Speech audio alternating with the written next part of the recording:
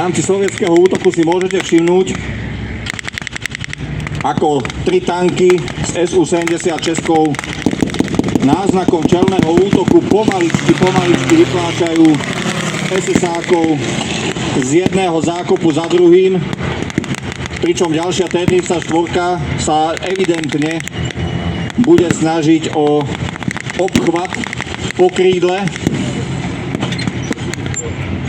čím by pochopiteľne celý nemecký kontingent prinútila k ústupu. Podotýkam, že v tomto období ešte nedisponovali Nemci svojimi ručnými protitankovými zbraňami Panzerschreck a Panzerfaust, takže likvidácia tankov bola predovšetkým úlohou nemeckých tankov, stíhačov tankov, samohybných diel, eventuálne špeciálnych